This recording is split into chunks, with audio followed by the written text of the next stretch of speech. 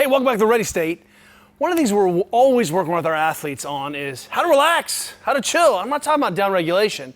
I'm talking about figuring out better ways and more practiced ways, more reps on modulating stiffness. How much tension, how much stiffness is required? What we know is, man, you can't run really fast, super stiff. You gotta be relaxed. Like, you've heard this a million times. Soften the muscles around your jaw, right? Well, one of the ways that we can do that is I'll show you a couple ways. One of my favorite is with a jump rope. And one of the things that we're doing as we're jumping is we want our athletes to be able to be really stiff and learn how to breathe into that stiffness. But simultaneously, we want our athletes to be able to say, what is the minimum energy, minimum stiffness required to maintain your position? Because really that's the goal, right? I'm trying to trade as much stiffness as I need to be able to maintain a good position on the bench. We lift light weights like they're heavy, we lift heavy weights like they're light. Man, the coaches have been on this forever. We trust that our athletes will figure out the appropriate modulation. You should not be lifting 60 kilos like it's 500 kilos, except in the way that what? You set up, you're organizing, you're paying attention, you're doing through the same things, you're trying to remove variability. But how much can I get away with? Oh, I'm so relaxed. And still keep that movement going so that I'm not always just burning out all the time. It's expensive, it's inefficient.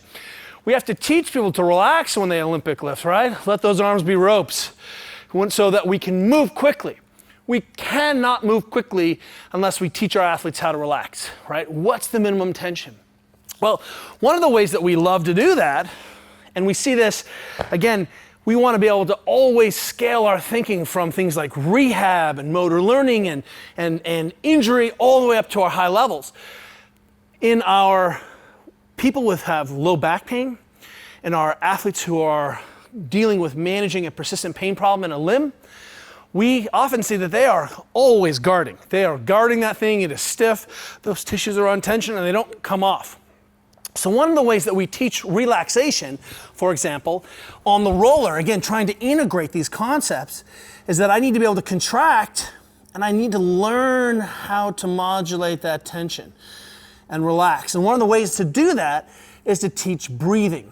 What you'll see is that it's very difficult to be peak tension all the time if I have to breathe. So when we take that big 4-second inhale, we do a 4-second contract, that's teaching peak tension. Show me you can build tension there. Can you get stiff? Now long exhale,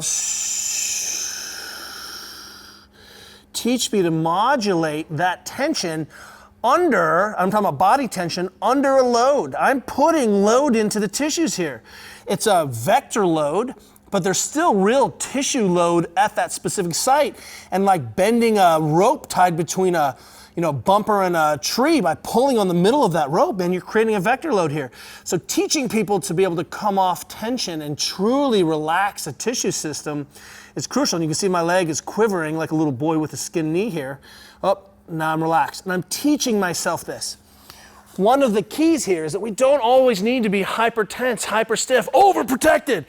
When we're helping people manage, especially chronic conditions, dysfunction, right? However they're kind of talking about how their lives are being affected, teaching our athletes to be able to modulate their tension is a win-win.